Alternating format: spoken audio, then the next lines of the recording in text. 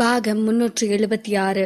Jerry field build up project என்னும் பெயர் மாற்றப்பட்டு அரவிந்த் இப்போது கையில் எடுத்திருக்கும் இந்த பில்டப் ப்ராஜெக்டிற்கு பீனிக்ஸ் கார்டன் என்று பெயர் வைக்கப்பட்டது.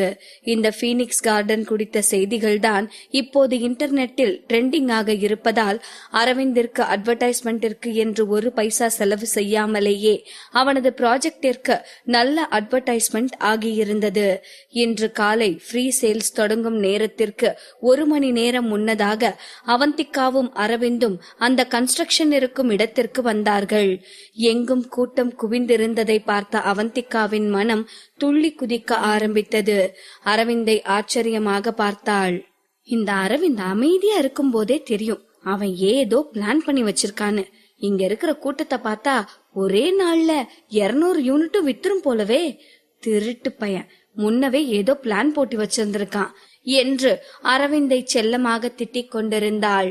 ஆனால் அருகில் செல்ல செல்லத்தான் அந்த கூட்டம் புதிதாக பில்டிங்கை வாங்க வந்த கூட்டம் அல்ல, ஏற்கனவே 9 வருடத்திற்கு முன்னால் பில்டிங்கை வாங்கி இருந்த கூட்டம் என்று. இவர்கள் இங்கு என்ன செய்து கொண்டிருக்கிறார்கள் என்று அவந்திகா யோசித்துக் கொண்டிருக்கும் போதே அந்த கூட்டம் சம்பத்தோடு ஏதோ தகராறு செய்து கொண்டிருப்பது தெரிந்தது. அரவிந்த், அங்க என்ன நடந்துட்டு இருக்கு? இவங்க எல்லாம் இங்க என்ன பண்ணிட்டு இருக்காங்க? ஏதோ சண்டை நடக்கிற மாதிரி தெரியுதே என்று சொல்லிக்கொண்டே அவள் அந்த கூட்டத்தை நோக்கி ஓடினாள். அங்கு அந்த கூட்டம் 2 தரப்பினராக பிரிந்து நின்று கொண்டு ஒருவரோடு ஒருவர் சண்டை போட்டுக் கொண்டிருந்தார்கள். அதில் ஒரு கூட்டத்துக்கு தலைவராக கல்லை தூக்கி போட்டு அரவிந்தின் தலையில் காயத்தை ஏற்படுத்திய பெரியவர் நின்று கொண்டிருந்தார். மற்றொரு கூட்டத்தில் ஒரு 30 நபர்களுக்கு பக்கம் நின்று கொண்டு அவர்கள்தான் பெரும் கூச்சல் போட்டுக் கொண்டிருந்தார்கள். அரவிந்தை பார்த்ததும் எப்போது அவன் வருவான் என்று காத்து கொண்டிருந்தவன் போல் அவன் அருகே வந்த சம்பத், சார், இவங்க யாருக்கும் வீடு வேணாமா, அதுக்கு பதிலா பணமா கொடுக்க சொல்லி கேக்குறாங்க என்றான். இதை கேட்ட அவந்திகாவிற்கு கோபம் சுர் என்று வந்தது. என்னது, பணம் வேணுமா? இவங்க என்னதான் மனசுல நினைச்சிட்டு இருக்காங்க?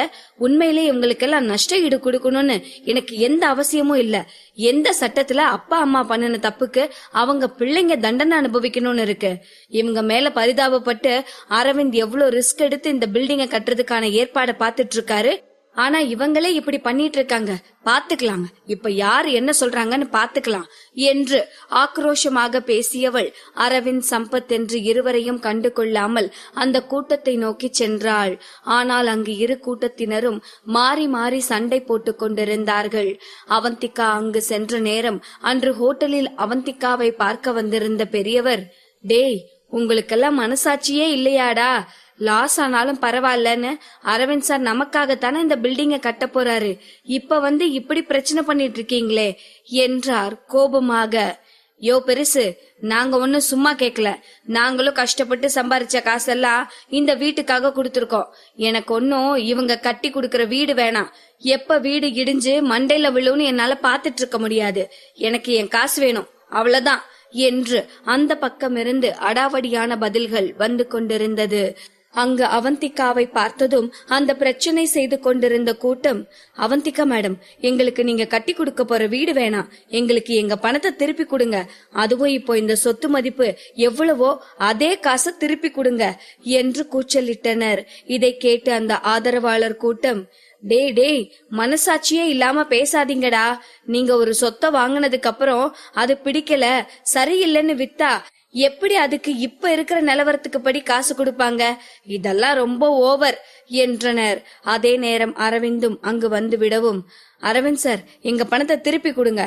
நாங்க வீட்டுக்கு காசு கொடுத்துட்டு 8 வருஷமா காத்துட்டு இருந்தோம். இப்போ இந்த காசு இருந்தா நாங்க வேற நல்ல இடத்துல வீடு வாங்கிப்போம். எங்களுக்கு இந்த வீடு வேணாம் என்று அவர்கள் தரப்பில்தான் நியாயம் இருக்கிறது என்று ஒருவர் மாற்றி ஒருவர் பேச ஆரம்பித்தனர்.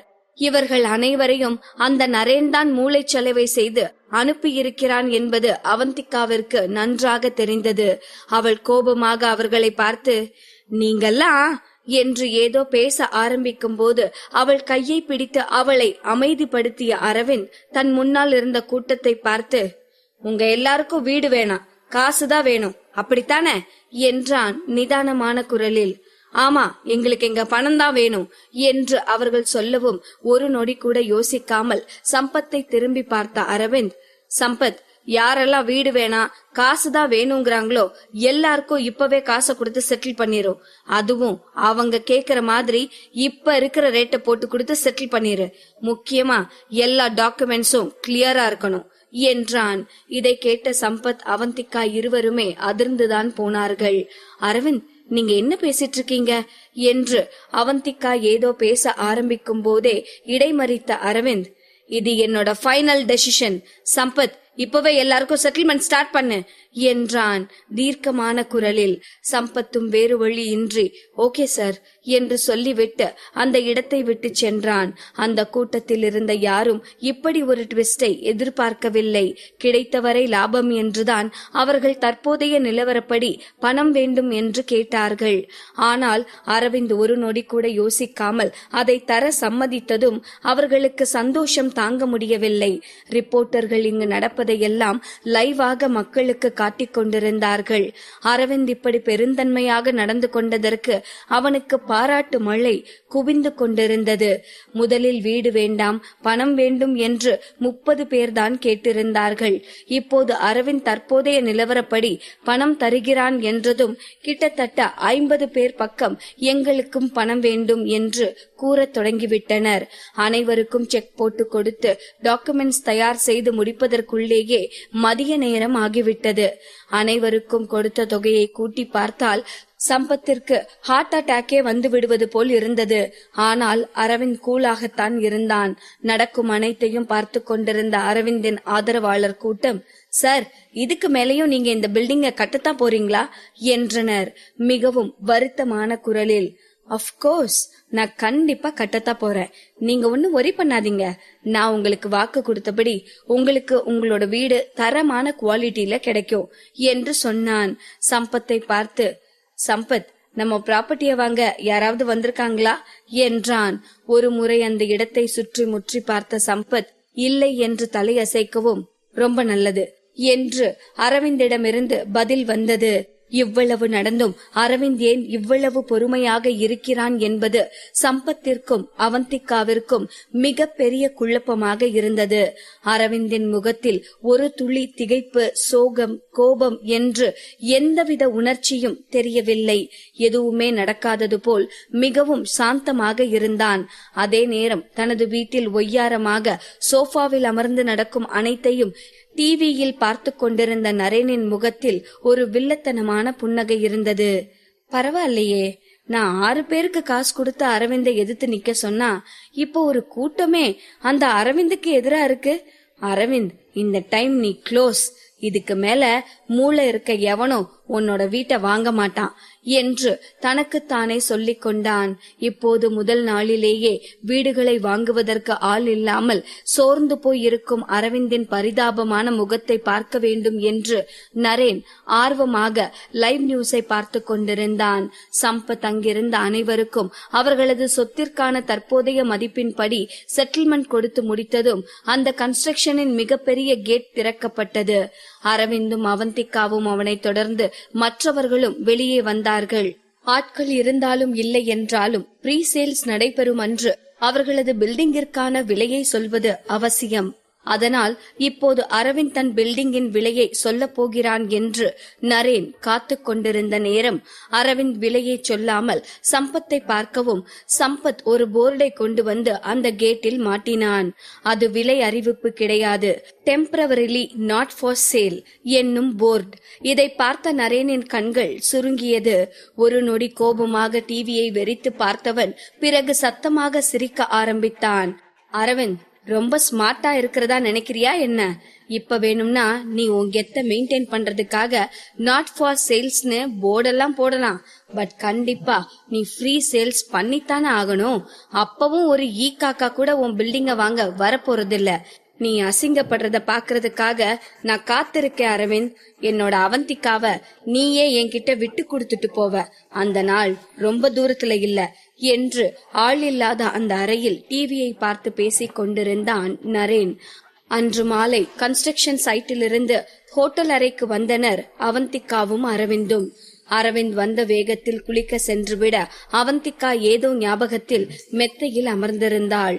சிறிது நேரத்திற்கு பிறகு குளித்து முடித்து தன் இடுப்பில் ஒரு துண்டை மட்டும் கட்டிக்கொண்டு வெளியே வந்தான் அரவிந்த். எப்போது அரவிந்த் வருவான் என்று காத்திருந்த அவந்திகா வேகமாக அவனிடம் எழுந்து சென்று, அரவிந்த், நீங்க எதையாச்சும் என்கிட்ட இருந்து மறைக்கிறீங்களா என்று சீரியஸான குரலில் கேட்கவும், ஒரு நொடி குனிந்து தன் இடுப்பில் கட்டியிருந்த துண்டை பார்த்த அரவிந்த், அப்கோர்ஸ் மறைச்சிருக்கேனா, பட் நீயும் தானே என்கிட்ட இருந்து மறைக்கிற என்று அரவிந்த் அவந்திகாவை மேலிருந்து கீழ் வரை பார்த்து கொண்டு குறும்பான குரலில் சொன்னான். அவன் குரலில் இருக்கும் குறும்பு ஏன் என்று புரியாத அவந்திகா, அரவிந்த், நான் உங்க பொண்டாட்டி, எதுவா இருந்தாலும் ஓப்பன் அப்பா இருங்க, ஏன் என்கிட்ட இருந்து எல்லாத்தையும் மறைச்சு மறைச்சு செய்றீங்க என்றால் கோபமாக. குறும்பாக சிரித்த அரவிந்த், ஓப்பனா தானே இருக்கணும், தாராளமா ஓபன் பண்ணிடலாம், நான் ரெடி தான், பட் நீயும் ஓபன் பண்ணணுமே மை டியர் டார்லிங் என்று அரவிந்த் சொல்லிக் கொண்டே அரவிந்த் அவந்திகாவை நெருங்கி வரவும் தான் அவன் இதுவரை எதை பற்றி பேசிக் கொண்டிருக்கிறான் என்பதே அவந்திகாவிற்கு புரிந்தது. அரவிந்த், நான் என்ன பேசிட்டு இருக்கேன், நீங்க என்ன பேசிட்டு இருக்கீங்க, விளையாடாதீங்க அரவிந்த் என்று கோபமாக சொன்ன அவந்திகா 2 அடி பின்னே சென்றாள். சிரித்து கொண்டு அவளை பிடித்து இழுத்து அவள் மூக்கோடு தன் மூக்கை உரசிய அரவிந்த், நான் என்ன பண்ணுவேன் தியா, நீ டெய்லி ரொம்ப ரொமான்டிக்கா மாறிட்டே வர, உன்னை பாக்கும் போதே நான் அப்படியே சொக்கி போயிடுறேன் என்றான் கிறக்கமான குரலில். ஹே அவந்தி, இந்த ஃப்ராடு உனக்கு ஐஸ் வச்சு கரெக்ட் பண்ண பாக்குறாண்டி, அவன் வார்த்தையை கேட்டு மயங்காத, ஸ்டெடியாரு, அவன் என்ன பிளான் பண்ணி வச்சிருக்கான், ஏன் இவ்ளோ கூலா இருக்கான்னு தெரிஞ்சுக்கிற வர நீ அவன் கிட்ட போகாத, அவனை தள்ளி விடு என்று அவந்திகாவின் மூளை அவளுக்கு கமெண்ட் கொடுத்து கொண்டிருக்க, அவளது மனமோ, ஏ அவந்திகா, இங்க பாரு, இவன் எவ்வளவு ரொமான்டிக்கா பேசுறான், ஹேண்ட்ஸமா இருக்கான், இப்ப நீ சண்டை போடணுமா என்ன, இப்ப ஜாலியா இருந்துட்டு பொறுமையா சண்டை போட்டுக்கலாமே என்று சொல்லிக் கொண்டிருந்தது. அவந்திகாவின் கைகள் மூளை சொல்வதை கேட்பதா மனம் சொல்வதை கேட்பதா என்று புரியாமல் அரவிந்தை தள்ளுவது போல் அவன் மார்பில் நாட்டியமாடிக் கொண்டிருக்க, அவளை பார்த்து சிரித்த அரவிந்த் அவள் உதடுகளை கவ்வி சுவைத்தவன் அப்படியே அவளை மெத்தையில் தள்ளி அவள் அருகே படுத்தான். ஏன் என்று தெரியவில்லை, அவந்திகாவின் கண்களில் கண்ணீர் வழிந்தது. அரவிந்தின் மார்பை நனைத்துக் கொண்டிருந்தது. இந்த நேரத்தில் இதை எதிர்பார்க்காத அரவிந்த் கொஞ்சம் அதிர்ந்து போய், ஹே தியா, என்னாச்சு, ஏன் அழற என்றான் கொஞ்சம் பரபரப்பான குரலில். அரவிந்த், நான் உங்க கூட தான் இருக்கேன், பட் நீங்க எதையும் என்கிட்ட ஷேர் பண்ணிக்கவே மாட்டீங்க, நான் உங்களுக்கு ஹெல்ப்ஃபுல்லா இல்லைன்னு தான் நீங்க எதையும் என்கிட்ட சொல்ல மாட்டீங்க. உண்மைதான் அரவிந்த், உங்க அளவுக்கு எனக்கு அறிவு இல்லதான், ஆனா என்னால முடிஞ்ச ஹெல்ப் நான் செய்வேன். நீங்க எதையும் என்கிட்ட சொல்லாம ஒரு டிஸ்டன்ஸ் மெயின்டைன் பண்ற மாதிரியே எனக்கு தோணுது என்றாள். அரவிந்திற்கு என்ன சொல்வது என்றே தெரியவில்லை. அவளுக்காகத்தான் அவன் அனைத்தையும் செய்து கொண்டிருக்கிறான். அப்படி இருக்கும் போது அவந்திகாவின் இந்த லூசுத்தனமான கேள்விகளுக்கு அவனால் என்ன பதில் சொல்ல முடியும்? சிரித்துக் கொண்டே அவள் அருகே படுத்து அவளை தன்னோடு இறுக்கி அணைத்துக் கொண்டவன், தியா, சரியான பைத்தியம் தெரியுமா நீ? இப்ப என்ன, நான் எந்த பிளான்ல இதெல்லாம் செஞ்சிட்டு இருக்கேன்னு உனக்கு தெரியணும், அவ்வளவுதானே? உண்மைய சொல்லணும்னா என்கிட்ட எந்த பிளானும் கிடையாது. ஒரு நியூஸ் வரும்னு நான் வெயிட் பண்ணிட்டு இருக்கேன். அது நடக்கிறதுக்கு வாய்ப்பு இருக்கா இல்லையான்னு கூட எனக்கு இன்னும் ஷுவரா தெரியல. லெட்ஸ் வெயிட் அண்ட் வாட்ச் என்றான். அது எந்த மாதிரியான நியூஸ் என்று அவந்திகா ஆர்வமாக கேட்க, அந்த நேரம் அரவிந்தின் போன் அடித்தது.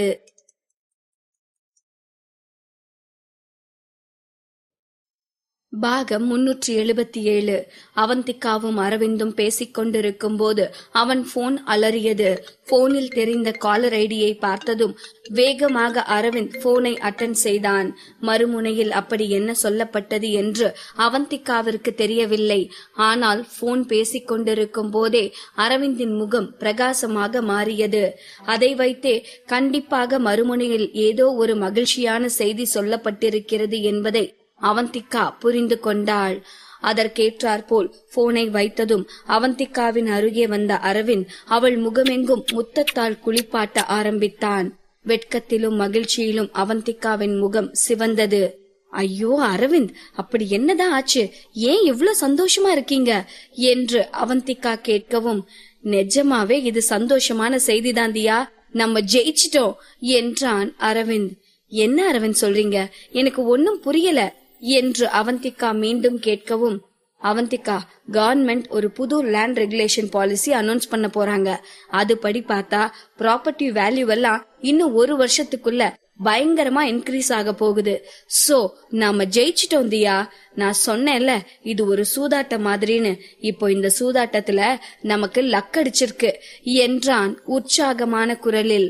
உண்மையில் அரவிந்த் இந்த பில்டிங் ப்ராஜெக்டை எடுத்து செய்ய வேண்டும் என்று முடிவெடுத்த போது இது வெற்றியடைய வாய்ப்பில்லை என்பது அவனுக்கு நன்றாக தெரியும்.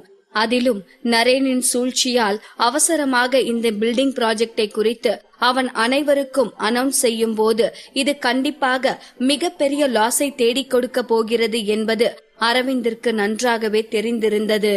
ஆனாலும் எப்படியும் எடுத்ததை முடிக்க வேண்டும் என்று பல வகைகளிலும் பார்ட்னர்களை தேடிக்கொண்டிருந்தான். ஒரு வாரத்திற்கு முன்னர் தான் கவர்மெண்டில் இப்படி ஒரு பாலிசி அனௌன்ஸ் பண்ண போகிறார்கள் என்று அவனுக்கு மிகவும் நெருங்கிய பிசினஸ் வட்டாரங்களிலிருந்து தகவல் தெரிந்தது. அதுவும் எந்த அளவிற்கு உண்மை என்பது அவர்களுக்கே தெரியவில்லை. அரவிந்த் என்னதான் வெளியே தன்னை கூலாக காட்டிக்கொண்டாலும் உள்ளே அந்த பாலிசி அமலுக்கு வருமா வராதா என்று அச்சத்தில் தான் இருந்தான். இப்போது அவன் எதிர்பார்த்ததை விடவும் விரைவாகவே அந்த பாலிசி அமலுக்கு வருகிறது. இந்த நல்ல செய்தியை கேட்டதும் தன் சந்தோஷத்தை எப்படி வெளிப்படுத்துவது என்று அரவிந்திற்கு தெரியவில்லை. அதனால்தான் அவன் அவந்திகாவிற்கு முத்த மழை பொழிந்து கொண்டிருந்தான். அரவிந்த் சொன்னதை கேட்டதும் இவ்வளவு நாளாக அரவிந்த் ஏன் கூலாக இருந்தான் என்பது அவந்திகாவிற்கு புரிந்தது. அரவிந்த் சொல்வது போல் ப்ராப்பர்ட்டி வேல்யூ எல்லாம் கூடுகிறது என்றால் இவர்கள் கட்டப்போகும் வீடுகளின் விலையும் உயரும். அனைத்து வீடுகளும் அதிக விலைக்கு விற்றால் அது இவர்களுக்குத்தான் லாபம். இன்று காலையில் அந்த பிரச்சனை செய்யும் கும்பல் வந்து வீடு வேண்டாம் பணம்தான் வேண்டும் என்று கேட்டபோது அரவிந்த் ஒரு வார்த்தை கூட பேசாமல் அனைவருக்கும் தற்போதைய விலையை போட்டுக் கொடுக்க சொன்னதன் அர்த்தம் இப்போது அவந்திகாவிற்கு புரிந்தது. நாளை காலை இந்த புதிய பாலிசி குறித்த நியூஸ் வெளியானதும் அவர்கள் கதரும் கதறலை பார்க்க அவந்திகாவிற்கு இப்போதே ஆர்வமாக இருந்தது. இதை நினைத்து தனக்குத்தானே சிரித்து கொண்ட அவந்திகா தனக்கு அருகே படுத்திருந்த அரவிந்தின் மீது புரண்டு படுத்தவள், ஆனாலும் நீங்க இருக்கீங்களே அரவிந்த், நீங்க சரியான ஆளுதான். எல்லாத்தையும் கமுக்கமா பண்ண வேண்டியது. சுத்தி இருக்க எல்லாரும் வயிற்றுல நெருப்ப கட்டிட்டு இருக்கோம். ஒரு வார்த்தை முன்னவே இத பத்தி என்கிட்ட சொல்லிருக்க வேண்டியதானே என்று செல்லமாக அவனை அடித்து கொண்டிருந்தாள். அவந்திகா சீரியஸாக அடித்தால் கூட அது அரவிந்திற்கு மசாஜ் செய்வது போல்தான் இருக்கும். இப்போது அவள் செல்லமாக அடிப்பதா வலிக்க போகிறது. அவர்களது இந்த செல்லமான ரொமான்டிக் விளையாட்டை கெடுக்கும் விதமாக அவந்திகாவின் போன் அடித்தது. அரவிந்த் மீதிருந்து எழுந்திருக்க போன அவந்திகாவை அசைய விடாமல் ஒரு கையால் தன்னோடு சேர்த்து பிடித்த அரவிந்த் மறு கையை நீட்டி டேபிளில் வைக்கப்பட்டிருந்த போனை எடுத்தான். அதில் தெரிந்த பெயரை பார்த்ததும் அரவிந்தின் முகத்தில் ஒரு கேலி புன்னகை தோன்றியது. அப்படியே போனை ஆன் செய்து ஸ்பீக்கரில் போட்டான். மறுபுறம் இருந்து நரேனின் குரல் கேட்டது. என்ன அவந்திகா, ஒரு வீடு கூட விக்கல போல. எப்படியும் நஷ்ட ஈடு கொடுத்தே நீங்க 2 பேரும் நஷ்டப்பட்டு போயிருப்பீங்க. என்னதான் இருந்தாலும் சின்ன வயசுல இருந்து நம்ம 2 பேரும் ஃப்ரெண்ட்ஸா இருக்கோம். அத மனசுல வச்சு உங்க 2 பேருக்கும் நான் ஒருவேளை சாப்பாடாச்சும் வாங்கி கொடுக்கணும்னு நினைக்கிறேன். நீ என்ன நினைக்கிற என்றான் மிகவும் ஏளனமான குரலில். இந்த புதிய பாலிசி குறித்த செய்தி அரவிந்திற்கு தனிப்பட்ட முறையில் தெரிந்திருந்தது. அது இன்னும் நரேனுக்கு தெரியாததால் அவன் இப்படியெல்லாம் பேசிக் கொண்டிருக்கிறான் என்பதை புரிந்து கொண்ட அவந்திகா, கண்டிப்பா நரேன், நாளைக்கு நம்ம பிரேக்ஃபாஸ்டுக்கு மீட் பண்ணலாம் என்று சொல்லிவிட்டு போனை கட் செய்தாள். அவளையே கூர்ந்து பார்த்து கொண்டிருந்த அரவிந்தை பார்த்தவள், நாளைக்கு ஒரு ஃபன் இருக்கு என்று சொல்லி சிரிக்கவும் நாளை நரேன் வாங்க போகும் மொக்கையை நினைத்து அரவிந்தும் சிரித்தான். அப்புறம் மிஸ்டர் அரவிந்த், நம்ம சண்டை இன்னும் தீரல என்று அவந்திகா குறும்பாக சொல்லவும், அதுக்கென்ன மிஸ்ஸஸ் அரவிந்த், நீங்க ஏதாவது பனிஷ்மெண்ட் கொடுக்கணும்னு நினைச்சீங்கன்னா இப்பவே பனிஷ் பண்ணலாம், நான் ரெடிதான் என்று சொன்ன அரவிந்தின் கண்களில் குறும்புத்தனம் தெரிந்தது. பனிஷ்மெண்ட்னா பயப்படணும் மிஸ்டர் அரவிந்த், உங்க கண்ல ஒரு பயம் தெரிய மாட்டேங்குதே என்று சொல்லிக்கொண்டே அவந்திகா அரவிந்தின் உதடுகளை நெருங்கி வரும்போது மீண்டும் அவந்திகாவின் போன் அலறியது. இந்த முறை அந்த போனை எடுத்து உடைத்து விடலாம் போல் அரவிந்திற்கு ஆத்திரம் வந்தது. இந்த போன் தான் எனக்கு எதிரி என்று முணுமுணுத்துக் கொண்டே அருகில் இருந்த அவந்திகாவின் போனை பார்த்தான். இந்த முறை நயானாவிடமிருந்து அழைப்பு வரவும் கொஞ்சம் சீரியஸான மோடில் போனை எடுத்து அவந்திகாவிடம் நீட்டினான் அரவிந்த். அவந்திகாவும் சீரியஸாக போனை ஆன் செய்து, என்னாச்சு நயானா என்று கொஞ்சம் பதற்றமான குரலில் கேட்கவும், அவந்திகாக்கா ஒன்னும் ஆகல, ஏன் இவ்வளவு பதட்டமா இருக்கீங்க, நீங்க நல்லா இருக்கீங்க தானே என்றாள் நயானா. நாங்க நல்லா இருக்கோம் நயானா, நீ சட்டுன்னு போன் பண்ணதும் ஏதாவது பிரச்சனையோன்னு பதறி போயிட்டேன், வேற ஒண்ணும் இல்ல. அப்பா அம்மா எல்லாம் எப்படி இருக்காங்க, இந்த வீக் அவங்க ஊருக்கு போறதா சொன்னாங்க தானே என்று அவந்திகா அக்கறையாக விசாரித்தாள். எல்லாரும் நல்லா இருக்காங்கக்கா, அம்மா அப்பா இந்த வாரம் ஊருக்கு போற பிளான கேன்சல் பண்ணிட்டாங்க, எங்க கல்யாணத்தை முடிச்சிட்டு அப்புறம் போறதா இருக்காங்க என்று சொன்ன நயானா, அக்கா உங்க கொழுந்தனார தொல்லை தாங்க முடியல, இப்போ கூட உங்களுக்கு கால் பண்ண சொல்லி அவர் தான் நச்சரிச்சிட்டு இருந்தாரு என்றால் விளையாட்டாக. அதை தொடர்ந்து மறுபுறம் இருந்து, நயானா என்று அர்ஜுன் அதட்டும் குரல் கேட்டது. அர்ஜுனை பற்றி அவந்திகாவிற்கு தெரியாதா என்ன? சிரித்து கொண்டே அரவிந்திற்கு சைகை செய்த அவந்திகா போனை லவுட் ஸ்பீக்கரில் போட்டுவிட்டு, அடட என்னவா என் கொழுந்தனாருக்கு, என்கிட்ட பேசணும்னா எனக்கு கால் பண்ண வேண்டிதானே என்று சொல்லவும், உங்ககிட்ட யாரு பேசணும்னு சொன்னது, இந்த நயானா தான் காலையில இருந்து நியூஸ் பார்த்துட்டு நீங்க 2 பேரும் எப்படி இருக்கீங்களோன்னு ஃபீல் பண்ணிட்டு இருந்தா, அதான் கால் பண்ணி பேசுன்னு சொன்னேன் என்றான் வீராப்பாக. ஓகே சரி சரி என்று சொன்ன அவந்திகா அதற்கு மேல் எதுவும் பேசாமல் அமைதியாக இருக்கவும், ஃப்ரீ சேல்ஸ்லயே எல்லா வீடும் வித்துறாது, மார்க்கெட்டிங் பண்ணணும், இத்தனை வருஷமா சினிமால இருக்கான், உங்க புருஷனுக்கு இது கூட தெரியாதா? அவனே ஒரு பெரிய மார்க்கெட்டிங் பீஸ் தான், எங்க தலைவனுக்காக உசுர கொடுப்போன்னு அவன் ஃபேன்ஸ் எல்லாம் சீன் போட்டுட்டு இருப்பாங்க, அவனுக்காக ஒரு வீடு கூட வாங்க மாட்டாங்களா என்ன? மீண்டும் அவந்திகா எந்த பதிலும் சொல்லாமல் ஓஹோ என்று மட்டும் சொல்லவும், பிசினஸ் ஒன்னும் சினிமா அளவுக்கு ஈஸி கிடையாது, யாரு வந்து என்ன கேட்டாலும் தூக்கி கொடுத்துட்டு இருந்தா பாப்புலரா வேணும்னா ஆக முடியும், பிசினஸ் பண்ண முடியாது என்று மீண்டும் சொன்னான் அர்ஜுன்.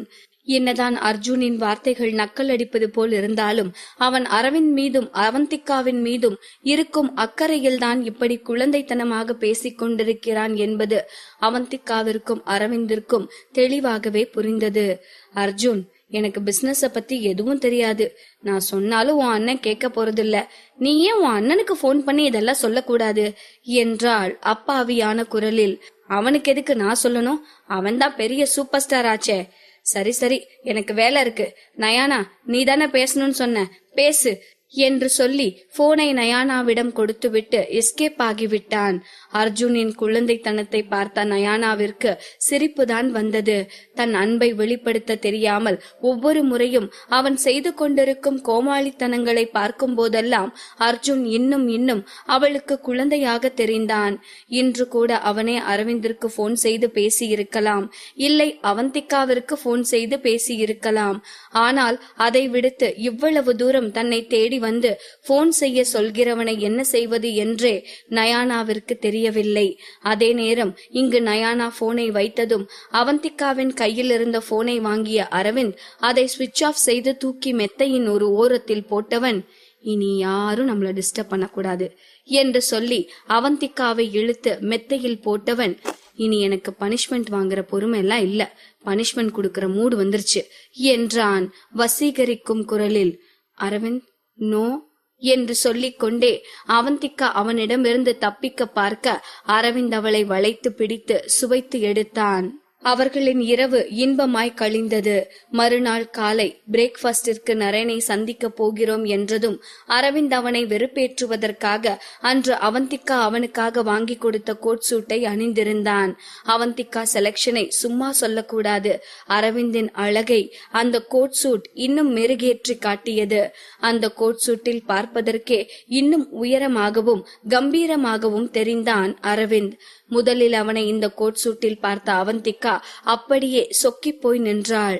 வாவ் அரவிந்த், இத செலக்ட் பண்ணல கூட இந்த சூட் உங்களுக்கு இவ்வளவு அழகா இருக்கும்னு நினைக்கல, நீங்க போட்டதும் இந்த சூட் ரொம்பவே அழகாயிருச்சு அரவிந்த் என்று கன்னங்களில் கை வைத்துக் கொண்டு சொன்னாள். மென்மையாக சிரித்து கொண்டே அவள் கையை பிடித்து தன்னோடு அழைத்து சென்றான் அரவிந்த். சிறிது நேரத்திலேயே நரேன் வரச் சொல்லி இருந்த ஹோட்டலுக்கு அரவிந்த், அவந்திகா, சம்பத் மூவரும் வந்து சேர்ந்தார்கள். லிப்டில் செல்லும் போது கண் கொட்டாமல் அரவிந்தையே பார்த்து கொண்டிருந்த அவந்திகா, அரவிந்த் நீங்க ஒரு சூப்பர் ஸ்டாரா இருந்து என்ன பண்றது பாருங்க, உங்களுக்கு ஒரு டை கூட ஒழுங்கா கட்ட தெரியல என்று சொல்லி அவன் டையை சரி செய்யவும் அரவிந்தும் விளையாட்டாக அவந்திகாவின் தலைமுடியை சரி செய்து கொண்டிருந்தான். இதையெல்லாம் பார்த்து கொண்டு இவர்களோடு வந்து கொண்டிருந்த சம்பத், அரவிந்த் சார், இதெல்லாம் ரொம்பவே மோசம். நீங்க இப்படி பப்ளிக்ல ரொமான்ஸ் பண்ணிட்டு இருந்தீங்க, எங்களை மாதிரி சிங்கிள்ஸ் விரக்தியிலே செத்து போயிருவோம் என்றான் விளையாட்டாக. அரவிந்த் புருவம் உயர்த்தி சம்பத்தை பார்க்க, அச்சோ சம்பத் அண்ணா, நீங்களும் எங்க கூட தான் வந்துட்டு இருக்கீங்களா? நான் உங்களை கவனிக்கவே இல்லையே என்றாள் அவந்திகா. என்னென்ன கதை சொல்றா பாருங்க என்பது போல் அவந்திகாவை ஒரு லுக்கு விட்ட சம்பத் எதுவும் பேசாமல் அமைதியானான். லிப்டை விட்டு இவர்கள் வெளியே வந்தபோது அந்த ஒட்டுமொத்த புளோரில் யாரும் இல்லாமல் நரேன் மட்டும் இவர்களுக்காக காத்து கொண்டிருந்தான். அரவிந்தை தோற்கடித்து விட்டோம் என்ற இருமாப்போடு அவன் அமர்ந்திருக்க, அரவிந்த் அணிந்திருந்த ஆடையை பார்த்ததும் சட்டென அவன் கண்கள் சுருங்கியது. சட்டென நரேனின் முகத்தில் தெரிந்த மாற்றத்தை பார்த்த அவந்திகாவால் சிரிக்காமல் இருக்க முடியவில்லை. தலையை குனிந்து கொண்டு மென்மையாக சிரித்து கொண்டே அரவிந்தை பார்த்தாள். இங்கு எதுவுமே நடக்காதது போல், அவன் எதையும் கவனிக்காதது போல் சாதாரண முகபாவத்தோடு இருந்தான் அரவிந்த். இவனால எப்படி இப்படி இருக்க முடியுது? சினிமால நடிச்சு வாழ்க்கையிலையும் அதையே ஃபாலோ பண்ணிட்டு இருப்பான் போல என்று அவந்திகா நினைத்து கொண்டிருக்கும் போதே அவள் கைகளில் தன் கையை கோர்த்தவன் நரேனை நோக்கி முன்னே நடந்தான். அரவிந்தின் கைகள் அவந்திகாவின் மீது பட்டதும் என்னதான் நரேன் கண்ட்ரோலாக இருக்க முயன்றாலும் அவனால் முடியவில்லை. தன் கைகளை இறுக மூடியவன் தன் கோபத்தை கட்டுப்படுத்திக் கொண்டிருந்தான். அதை பார்த்த அவந்திகா தன் தலையை குனிந்து தன் சிரிப்பை கட்டுப்படுத்திக் கொண்டிருந்தாள். அரவிந்த் அவன் அருகே வந்ததும், நம்ம அழகா இல்லனாலும் அட்லீஸ்ட் நம்ம ட்ரெஸ் ஆச்சும் அழகா இருக்கணும்னு நிறைய பேர் சொல்லி கேள்விப்பட்டிருக்கேன், அது கரெக்ட் தான் போல என்றான் நக்கலாக. அரவிந்த் அழகாக இல்லை என்றும் அவன் போட்டிருக்கும் ஆடைதான் அவனை நன்றாக காட்டுகிறது என்றும் நரேன் நக்கல் அடித்துக் கொண்டிருக்க, அப்கோர்ஸ் நரேன், அது கரெக்ட் தான். சோ நீங்க நிறைய அழகான ட்ரெஸ் வாங்கி வச்சுக்கோங்க என்றான் அரவிந்த். இதை கேட்ட அவந்திகாவால் சிரிப்பை கட்டுப்படுத்தவே முடியவில்லை. சத்தமாக சிரிக்க ஆரம்பித்தாள். இருவரையும் முறைத்து பார்த்த நரேன், மிஸ்டர் அரவிந்த், நீங்க தான் நல்ல ட்ரெஸ் எல்லாம் போட்டு பாத்துக்கணும். கூடிய சீக்கிரம் நீங்க சாப்பாட்டுக்கே வழி இல்லாம நடுத்தெருவுக்கு வர வாய்ப்பு இருக்கு. அப்போ இது மாதிரி காஸ்ட்லி ட்ரெஸ் போடுறதுக்கெல்லாம் எங்க போவீங்க என்றான் நக்கலான குரலில். பாகம் 378. மிஸ்டர் அரவிந்த், நீங்க இப்பவே நல்ல ட்ரெஸ் எல்லாம் போட்டு பாத்துக்கிட்டாதான் உண்டு. அப்புறம் நீங்க நடுத்தெருவுக்கு போனதுக்கு அப்புறம் இதெல்லாம் போட முடியாது என்று நரேன் அரவிந்தை பார்த்து நக்கல் அடிக்க, அத பத்தி நீங்க ஒண்ணு கவலைப்பட வேண்டாம் மிஸ்டர் நரேன் என்று நோஸ்கட் கொடுத்தான் அரவிந்த். இப்போது கண்களை சுருக்கி அவந்திகாவை பார்த்த நரேன் கிண்டலாக, என்ன அவந்திகா, ஃபேஸ் இவ்ளோ டல்லா இருக்கு? நைட் எல்லாம் தூங்கவே இல்ல போல. ஃப்ரீ சேல்ஸ்ல தான் ஒரு யூனிட் கூட விக்கலையே, அப்புறம் எப்படி நைட் உன்னால நிம்மதியா தூங்கி இருக்க முடியும் என்றான். குறும்பாக புன்னகைத்த அவந்திகா அரவிந்தை ஓரக்கண்ணால் பார்த்து, கரெக்ட் நரேன், நைட் எல்லாம் சரியா தூக்கம் இல்லதான், ரொம்ப டயர்டா இருக்குதான். பட் நீ சொன்ன ரீசன் தான் தப்பு என்று லேசாக வெட்கம் கலந்த குரலில் சொல்லவும் அவள் எதை சொல்கிறாள் என்பதை நரேனால் தெளிவாக புரிந்து கொள்ள முடிந்தது. தன்னுடைய அவந்திகாவின் கையை வேறு ஒருவன் தொடுகிறான் என்பதையே தாங்கிக் கொள்ள முடியாத நரேனால் இப்போது அவந்திகா சொல்வதை கேட்டு இயல்பாக இருக்க முடியவில்லை. அவன் உதடுகள் சிரித்துக் கொண்டுதான் இருந்தது. ஆனால் அவன் கண்கள் கோபத்தீயை உமிழ்ந்து கொண்டிருந்தன. அவன் கையில் வைத்திருந்த கெட்டியான ஸ்பூனை கோபத்தில் விரல்களாலேயே வளைத்து போட்டான். நல்ல வேளையாக அதற்குள் அவர்களுக்கு பரிமாற சர்வர் வந்துவிட்டதால் அந்த இடம் கொஞ்சம் அமைதியாக இருந்தது. அவர்கள் ஆர்டர் செய்திருந்த உணவை பரிமாறிவிட்டு சர்வர் அங்கிருந்து சென்றதும், அப்புறம் நரேன், எங்க யூனிட்ஸ் எதுவும் விக்கலன்னு சொன்னேல, பிகாஸ் நாங்க இன்னும் எங்க சேல்ஸ ஸ்டார்ட் பண்ணவே இல்ல என்றாள் அவந்திகா பொறுமையாக. நீங்க ஸ்டார்ட் பண்ணிட்டா மட்டும் அப்படியே கூட்டம் தள்ளி விளக்க முடியாம வந்து உங்க வீட்டையெல்லாம் வாங்குவாங்கன்னு கனவு கண்டுட்டு இருக்கியா என்றான்.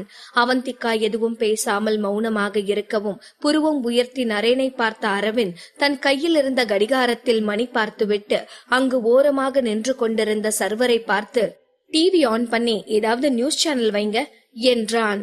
இதை கேட்டு நக்கலாக சிரித்த நரேன், மிஸ்டர் அரவிந்த், இந்நேரம் நீங்க உங்க பில்டிங்க பத்தி கவலைப்பட்டுட்டு இருக்கணும்.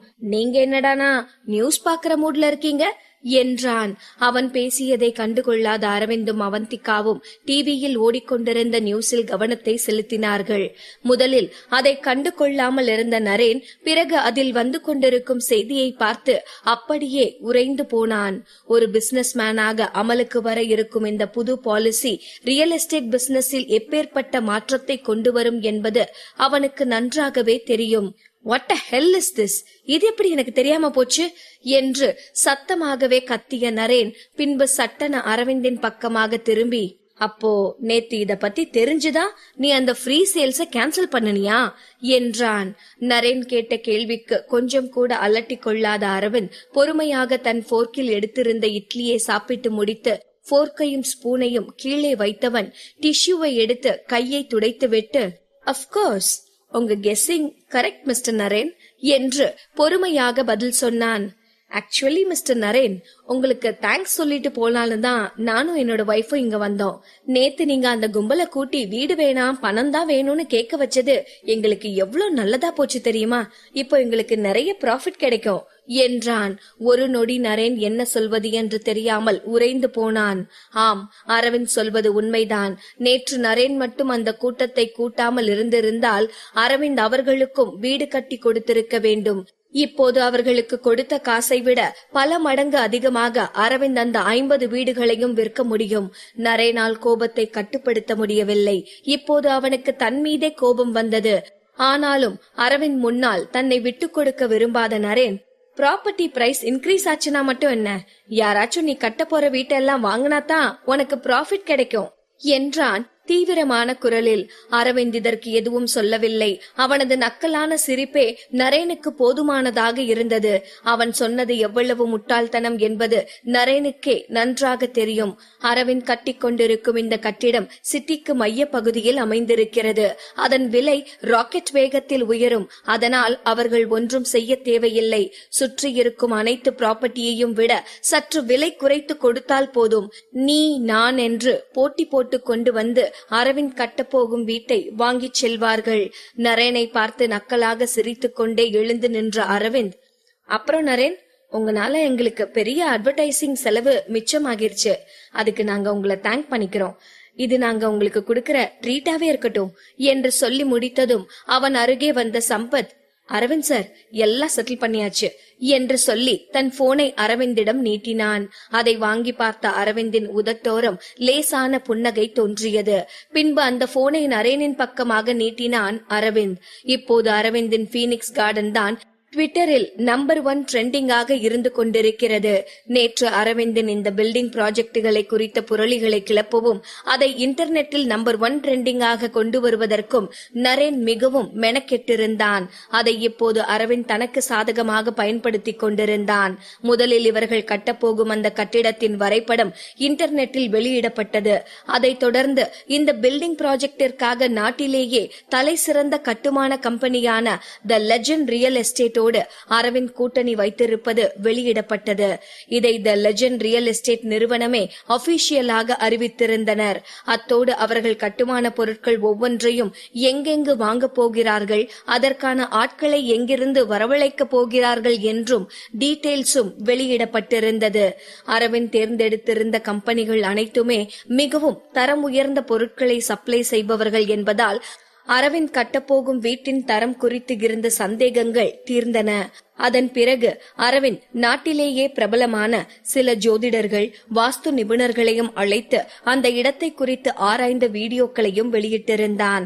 அவர்கள் இந்த இடம் ஒரு தங்கச் சுரங்கம் போன்றது என்றும், ஆனால் இங்கு இருக்கும் அதீத ஆற்றலால் சில வருடங்களுக்கு முன்பு இங்கு ஒரு பேரழிவு ஏற்பட்டிருக்கும் என்றும், இனி அப்படி ஒரு அழிவு ஏற்படாமல் இருக்க இந்த கட்டிடத்தின் வாசலிலேயே ஒரு சிறிய விநாயகர் கோவில் கட்ட வேண்டும் என்றார்கள். அத்தோடு இங்கு கட்டவிருக்கும் கட்டிடம் அந்த சிவனின் திரிசூல வடிவத்தில் இருந்தால் அது இன்னமும் நல்லது என்று சொல்லியிருந்தார்கள். அதற்கு ஏற்றாற்போல் அரவிந்த் வெளியிட்டிருந்த அந்த கட்டிட வரைபடமும் திரிசூல வடிவத்தில்தான் இருந்தது. ஆக நரேன் அரவிந்தின் பில்டிங்கின் மீது என்னென்ன குற்றச்சாட்டுகளை வைத்தானோ அதற்கெல்லாம் சரியான விளக்கம் கொடுத்திருந்தான் அரவிந்த். இது விளக்கம் கொடுப்பதாக மட்டுமல்லாமல் அவன் கட்டப்போகும் அந்த கட்டிடம் எவ்வளவு சிறப்பானது என்பதை விளக்கும் வகையிலும் இருந்தது. ஆக நரேன் அரவிந்திற்கு குழி பறிப்பதாக நினைத்து கொண்டு தனக்குத்தானே குழி பறித்துக் கொண்டான். இப்போது ட்விட்டர் கமெண்ட்டுகளிலேயே அரவிந்தின் வீடுகளை வாங்குவதற்கு நிறைய மக்கள் ஆர்வம் தெரிவித்திருந்தனர். நேற்று வரை யாரும் சீண்டாத பாலைவனம் போல் இருந்த அரவிந்தின் பில்டிங் ப்ராஜெக்ட் இன்று தேனீக்கள் வட்டமிடும் பூஞ்சோலையாக மாறிவிட்டது. காலையிலிருந்து ஒரு பெருங்கூட்டம் அரவிந்தின் கன்ஸ்ட்ரக்ஷன் முன் நின்று கொண்டு எப்போது ஃப்ரீ சேல்ஸ் ஆரம்பமாகும் என்று கேட்டுக் கொண்டிருப்பதாக சம்பத்திற்கு போன் வந்த வண்ணம் இருந்தது. சம்பத் இந்த விஷயத்தை அரவிந்திடம் சொல்லி பவ்யமாக அவனது பதிலுக்காக காத்திருந்தான். ஒரு நொடி யோசித்த அரவிந்த், ஃப்ரீ சேல்ஸ் இன்னும் 3 மாசத்துல ஸ்டார்ட் ஆகும் என்றான். இப்போதுதானே கவர்மெண்ட் இந்த புதிய பாலிசியை கொண்டு வந்திருக்கிறார்கள். இதன் தாக்கத்தால் இன்னும் 2 மாதத்திற்கு ப்ராப்பர்ட்டிகளின் விலையெல்லாம் ராக்கெட் வேகத்தில் உயரத் தொடங்கும். இன்னும் 2 மாதத்தில் மிக உயரிய இடத்தை அடைந்த பிறகு அப்படியே வளர்ச்சி குறைந்து ஒரு 4-5 மாதங்களுக்கு நிலையாக நிற்கும். அதன் பிறகு மெல்ல மெல்ல விலை குறைய தொடங்கும். எனவே அரவிந்த் 3 மாதத்திற்கு பிறகு தனது பில்டிங்கை விற்க ஆரம்பித்தால் நல்ல விலைக்கு விற்கலாம். இப்போது இருக்கும் விலையை விட 2 மடங்கு அதிக விலைக்கு வாய்ப்பிருக்கிறது. இந்த தொகையை கூட்டி கழித்து பார்த்தால் அரவிந்திற்கு லாபமே கோடிக்கணக்கில் கிடைக்கும். நட்டம் என்னும் வார்த்தைக்கே இடம் இருக்க போவதில்லை. அனைத்தும் சுமூகமாக நடந்து முடிந்தது. அவந்திகாவிற்கு இப்போதுதான் நிம்மதியாக இருந்தது.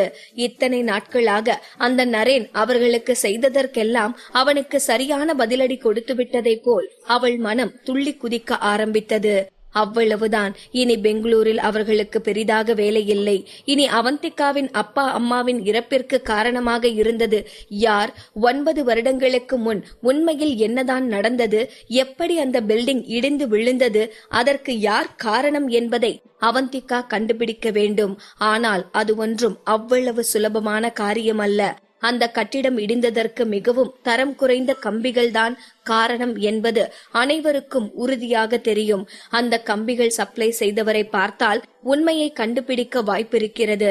ஆனால் அந்த சப்ளையர்கள் அனைவரும் இந்த பில்டிங் இடிந்து விழுந்த சிறிது நாட்களிலேயே பெங்களூரை விட்டு ஓடிவிட்டனர். ஆக இப்போதைக்கு அதை பற்றி விசாரித்து குற்றவாளியை கண்டுபிடிப்பது மிகவும் கடினம் என்பதால் அந்த வேலையை பொறுமையாக செய்யலாம் என்று அரவிந்தும் அவந்திகாவும் முடிவெடுத்தனர். பெங்களூரில் அனைத்து வேலையும் முடிந்து விட்டதால் நீண்ட நாட்களாக ஒரு பரபரப்புடனே இருந்ததாலும் எங்கேயாவது சென்று சற்று ரிலாக்ஸ்டாக இருந்துவிட்டு வரலாம் என்று அரவிந்த் சொல்லிக் கொண்டிருக்க, அரவிந்த், நம்ம டெல்லிக்கு போலாமா? நம்ம படத்தோட ஷூட்டிங் எப்படி போயிட்டு இருக்கு என்றாள் அவந்திகா. இதுவும் நல்ல ஐடியா தான். நானும் செட்டுக்கு போய் பார்க்கணும்னு நினைச்சிட்டு இருந்தேன் என்று சொன்ன அரவிந்த் அப்போதே அவர்களுக்கான டிக்கெட்டுகளை ஏற்பாடு செய்தான். அன்றே அவர்கள் டெல்லிக்கு கிளம்பினார்கள். செல்லும் வழியிலேயே தீக்ஷிக்கு போன் செய்த அவந்திகா, தீக்ஷி, நீ இன்னும் டெல்லியில தானே இருக்க என்று ஆர்வமாக கேட்க, ஆமா, அங்கதான் இருக்கேன் என்று தீக்ஷியிடமிருந்து சலிப்பான பதில் வந்தது. என்னாச்சு தீக்ஷி, ஏன் உன் குரல் ஒரு மாதிரி இருக்கு என்று குழப்பத்தோடும் அக்கறையோடும் அவந்திகா கேட்க, என்ன ஆச்சுன்னே தெரியல அவந்திகா மேடம். இப்பெல்லாம் என் ஹீரோ என்கிட்ட சரியாவே பேச மாட்டாரு. எப்ப பார்த்தாலும் என் மேல எரிஞ்சு எரிஞ்சு விழுறாரு. எனக்கு எவ்வளவு கஷ்டமா இருக்கு தெரியுமா என்றாள் சோகமாக. ஓஹோ, அப்படியா விஷயம்? நான் அங்க வந்து என்ன ஆச்சுன்னு டீட்டெயிலா தெரிஞ்சுக்கிறேன் என்று சொன்ன அவந்திகா சிறிது நேரம் தீக்ஷியிடம் விளையாட்டாக பேசிவிட்டு போனை வைத்தாள். அவர்கள் டெல்லிக்கு போன போது ஷூட்டிங் லொகேஷனிற்கு வெளியிலேயே எதிர்பாராத விதமாக தீக்ஷியை சந்தித்தார்கள். தீக்ஷியை பார்த்ததுதான் தாமதம். தன்னோடு அரவிந்த் என்று ஒருவன் வந்ததையே மறந்துவிட்டு அவந்திகா தீக்ஷியை நோக்கி ஓடி சென்றாள். சென்ற வேகத்தில் அவந்திகா தீக்ஷியின் காதில் ஏதோ சொல்லி தீக்ஷி சிரிக்க ஆரம்பித்தாள். அதேபோல் தீக்ஷியும் சிரித்த முகத்தோடு அவந்திகாவிடம் பேசிக் கொண்டிருந்தாள். அரவிந்தும் சிறிது நேரம் அங்கு காத்திருந்து பார்த்தான். இரண்டு பெண்களும் அவனை கண்டு கொள்வதாகவே தெரியவில்லை. சரி என்று சஞ்சயை நோக்கி சென்றான். சிறிது நேரம் பேசிய பிறகுதான் தீக்ஷி அணிந்திருக்கும் ஆடையை கவனித்தாள் அவந்திகா. அவள் இன்னும் அந்த ராஜா கால உடை அணிந்திருப்பதை பார்த்தவள், தீக்ஷி, என்ன இது கோலம், இன்னுமா நீங்க எக்ஸ்ட்ராவா இருக்க என்றாள் ஆச்சரியமாக. ஆமா மேடம், இல்லனா நான் எப்படி இன்னும் இந்த ஷூட்டிங் ஸ்பாட்ல இருக்க முடியும் என்றாள் தீக்ஷி. ஆனாலும் தீக்ஷி, இதெல்லாம் ரொம்பவே டூ மச். மாச கணக்குல நீ எக்ஸ்ட்ராவா இங்க இருந்துட்டு இருக்க. உங்க வீட்டுக்கு தெரிஞ்சா நீ என்ன ஆவ என்றாள் சீரியஸான குரலில். விளையாட்டுத்தனமாக நாக்கை நீட்டிய தீக்ஷி, அது கிட்டத்தட்ட தெரியும் மேடம், நானும் இங்கதான் சுத்திட்டு இருக்கேன்னு என் அண்ணனுக்கு நல்லாவே தெரியும். பட் அவன் பெருசா அதை கண்டுக்கல என்று சொன்னவளின் முகம் சட்டென வாடியது. சோகமாக முகத்தை வைத்தவள் செல்லமாக அவந்திகாவின் கன்னம் இரண்டையும் கிள்ளி, அவந்திகா மேடம், ஏன் என்னோட ஹீரோ என்கிட்ட இவ்ளோ மோசமா நடந்துக்கிறாரு? இப்போல்லாம் என்ன அவர் பார்க்க கூட மாட்டாரு தெரியுமா? நான் அவருக்காக தான் இங்க இருக்கேன். ஆனா அவர் இப்படி இருக்கிறது எனக்கு ரொம்பவே கஷ்டமா இருக்கு என்றாள். கண்களை சுருக்கி அவளை பார்த்த அவந்திகா, நல்லா தானே இருந்தீங்க ரெண்டு பேரும், திடீர்னு உங்க ரெண்டு பேருக்கும் என்னாச்சு என்று கேட்கவும் உதட்டை சுளித்த தீக்ஷி, எங்க ரெண்டு பேருக்குள்ளயும் எதுவும் ஆகல, அதான் அவர் என்ன கண்டுக்க மாட்டாரு போல என்று விளையாட்டாக பதில் சொன்னாள். பாகம் 379. எங்க ரெண்டு பேருக்கும் நடுவுல எதுவும் ஆகல, அதனாலதான் என் ஹீரோவுக்கு என்ன பிடிக்கல போல என்று தீக்ஷி சோகமான குரலில் சொல்லவும் செல்லமாக அவள் தலையை தட்டிய அவந்திகா, எப்ப இருந்து உன் ஹீரோ உன்கிட்ட சரியா பேசுறதில்ல என்று கேட்டாள். எப்போ இருந்துன்னு எனக்கு எக்ஸாக்டா தெரியல, ஆனா அந்த அலீனா இருக்க வரைக்கும் என்கிட்ட நல்லா தான் நடந்துகிட்டாரு. அலீனா எப்போ இந்த செட்டை விட்டு போனாலோ அப்பவே என் ஹீரோ என்கிட்ட டிஸ்டன்ஸ் மெயின்டைன் பண்ண ஆரம்பிச்சிட்டாரு என்று சொன்னவள் முகத்தை சுளித்து கொண்டு, அவந்திகா மேடம், அதுக்குன்னு அலீனா மாதிரி யாராவது என்கிட்ட ரொம்ப மோசமா நடந்துகிட்டாதான் என்ன அவங்க கிட்ட இருந்து பாதுகாக்க என் ஹீரோ வருவாருன்னு சொல்லாதீங்க.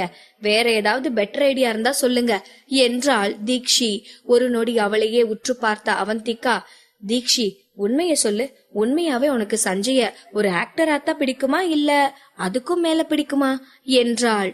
ஒரு பெருமூச்சு விட்ட தீக்ஷி, அவந்திகா மேடம், ஆரம்பத்துல எனக்கு சஞ்சய ஒரு ஆக்டரா மட்டும்தான் பிடிச்சிருந்துச்சு. ஆனா இப்போ கண்டிப்பா அப்படி இல்ல. எப்போ நான் முத சஞ்சய நேர்ல பார்த்து அவர் கூட பேசினேனோ அப்பவே நான் அவர் மேல வச்சிருந்த ஃபீலிங்ஸ் கொஞ்சம் கொஞ்சமா மாற ஆரம்பிச்சிருச்சு என்றாள். அப்போ இப்போ சஞ்சய் மேல உனக்கு என்ன ஃபீலிங்ஸ் இருக்கு என்று அவந்திகா கண்கள் விரிய கேட்க, அவந்திகா மேடம், முன்னெல்லாம் நான் சஞ்சய லவ் பண்றேன்னு சொல்லிட்டு தருவேன், உங்ககிட்ட கூட சொல்லி விளையாடி இருக்கேன். ஆனா அப்போல்லாம் என் ஃப்ரெண்ட்ஸ் கிட்ட சஞ்சய் நடிச்ச படத்தை பார்க்க சொல்லுவேன், அவனுக்கு ஃபேனா மாற சொல்லுவேன். ஆனா இப்போ யாருமே சஞ்சய பார்க்க கூடாது, நான் மட்டும்தான் அவரை பார்த்து ரசிக்கணும்னு தோணுது என்றாள் மிகவும் சோகமான குரலில். எப்போதும் தைரியமாக சுறுசுறுப்பாக இருக்கும் தீக்ஷி இப்படி குழந்தைத்தனமாக தனது உள்ளத்தை சொல்லிக் கொண்டிருப்பதை கேட்டால் அவந்திகாவிற்கு சிரிப்புதான் வந்தது. அவளை பார்த்து முகத்தை சுளித்த தீக்ஷி, சிரிக்காதீங்க அவந்திகா மேடம், சீரியஸாவே எனக்கு எவ்வளவு கஷ்டமா இருக்கு தெரியுமா? சஞ்சய் என்ன வேணும்னே தான் அவாய்ட் பண்றான்னு தெரிஞ்சதுக்கு அப்புறம் என்னால அதை தாங்கிக்கவே முடியல. உடனே இங்க இருந்து கிளம்பி போயிடலான்னு தான் நினைச்சேன். ஆனா அப்படி என் ஹீரோவை விட்டுட்டு போறதுக்கும் எனக்கு மனசு வர மாட்டேங்குது என்று சொல்லும் போதே தீக்ஷியின் கண்களில் நீர் கோர்த்தது. காதல் ஒருவருக்கு தைரியத்தை மட்டுமல்ல, சில நேரங்களில் தைரியமானவரை பலவீனமாகவும் மாற்றிவிடும் என்பதற்கு தீக்ஷிதான் நல்ல எடுத்துக்காட்டாக தெரிந்தாள். லேசாக அவள் தலையை தட்டிய அவந்திகா, ஏ லூசு, நீதான் சஞ்சய லவ் பண்றேன்னு தெரியுதுல, அப்புறம் என்ன, அத அவர்கிட்ட நேரடியாவே சொல்லிடலாம்ல. சம்டைம்ஸ் அவருக்கு உன் மேல அதே ஃபீல் வந்திருக்கலாம், அத சொன்னா நீ தப்பா நினைச்சுப்பேன்னு கூட அவர் விலகி போலால. நீ சொல்லிட்டேனா உண்மையிலேயே சஞ்சய் ஏன் உன்னை அவாய்ட் பண்றாருன்னு தெரிஞ்சுக்கலாம் என்றாள். தீக்ஷி ஒன்னும் காதலை சொல்ல வெட்கப்படும் கிராமத்து பெண் கிடையாதே. எதையும் தைரியமாக நேருக்கு நேராக சொல்லி பழகியவள் என்பதால் அவந்திகா கொடுத்த ஐடியா அவளுக்கு சரியானதாக தோன்றியது. சட்டென அவந்திகாவை கட்டிப்பிடித்தவள், அவந்திகா மேடம், சரியான ஐடியா கொடுத்திருக்கீங்க. நான் என்னோட மனசுல நினைக்கிறத அவர்கிட்ட சொல்றதுதான் கரெக்ட். அப்படியே அவர் என்ன ரிஜெக்ட் பண்ணினாலும் ஒன்னும் பிரச்சனை இல்ல. அதுக்கப்புறமும் அவர் என்னோட ஹீரோ தான் என்றாள் உற்சாகமான குரலில். செல்லமாக அவள் கன்னத்தை பிடித்து கிள்ளிய அவந்திகா வெரி குட் என்றாள். ஆனா அவந்திகா மேடம், எனக்கு உங்க ஹெல்ப் வேணுமே என்று தீக்ஷி இழுக்கவும், ஐயோ இதெல்லாம் நான் போய் சொல்லிட்டு இருக்க முடியாது, நீ நினைக்கிறத நீதான் சொல்லணும் என்று படபடத்தாள் அவந்திகா. ஐயோ அது இல்ல மேடம், சஞ்சய நான் மீட் பண்றதுக்கு நீங்க தான் ஏற்பாடு பண்ணணும். நான் பக்கத்துல போனாவே அவர் என்னை விட்டு விலகி விலகி போறாரு. நான் போன் பண்ணினாலும் எடுக்க மாட்டாரு. அப்படி இருக்கையில எப்படி என்னால ப்ரப்போஸ் பண்ண முடியும் என்று சொன்ன தீக்ஷி அவந்திகா எதுவும் பதில் பேசாமல் இருக்கவும் அவள் கையை பிடித்து பலூன் வாங்கி தர சொல்லி அடம் பிடிக்கும் குழந்தை போல், Avantika madam please please Avantika madam, உங்களை விட்டா எனக்கு யாரு ஹெல்ப் பண்ணுவா, உங்களால முடியும் மேடம், உங்களால மட்டும்தான் எனக்கு ஹெல்ப் பண்ண முடியும் என்று பைத்தியம் பிடித்தவள் போல் பேச ஆரம்பித்தாள். அவளை பார்த்து சிரித்த அவந்திகா, ஓகே ஓகே நான் ஹெல்ப் பண்றேன் என்று சொல்லிவிட்டு அரவிந்தை தேடி சென்றாள். அவந்திகா அரவிந்தை பார்த்தபோது அவன் சற்று தூரத்தில் நின்று கொண்டு படப்பிடிப்பை பார்த்து கொண்டிருந்தான். சட்டென அவனை பார்த்த அவந்திகாவிற்கு அவன் சஞ்சயை பார்க்கும் பார்வையில் ஒரு ஏக்கம் தெரிவது போல் இருந்தது. இந்த படத்திற்காக அரவிந்த் கிட்டத்தட்ட 3 மாதங்கள் ராப்பகலாக கடுமையாக உழைத்திருக்கிறான். ஆனால் அது அவன் கையை விட்டு போக தான் காரணமாகி விட்டோமே என்று நினைத்த அவந்திகா படப்பிடிப்பை திரும்பி பார்த்தாள். அங்கு அரசவையில் நடக்கும் ஒரு முக்கிய காட்சி படமாக்கப்பட்டு கொண்டிருந்தது. சஞ்சயையும் சாதாரணமாக சொல்லிவிட முடியாது. அப்படியே அந்த கதாபாத்திரமாகவே நடித்து கொண்டிருந்தான்.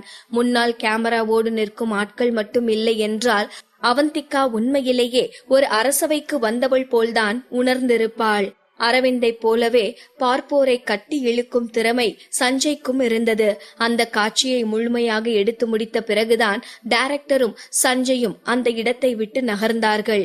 எதேச்சையாக அரவிந்தின் பக்கம் திரும்பிய டைரக்டர் அங்கு நிற்கும் அரவிந்தை பார்த்து ஆச்சரியமாக, அரவிந்த் சார், நீங்க எப்போ வந்தீங்க?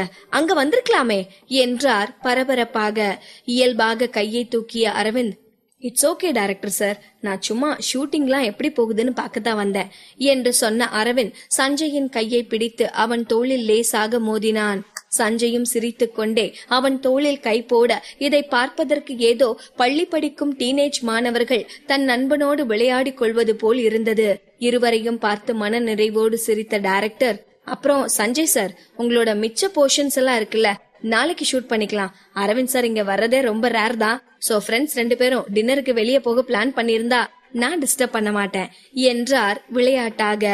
முன்பு நரேன் இந்த படத்தின் ப்ரொடியூசராக இருந்த போது ப்ரொடியூசர் வருகிறார் என்றாலே அந்த ஒட்டுமொத்த படப்பிடிப்பு தளமும் அவரை வரவேற்க தயாராகும்.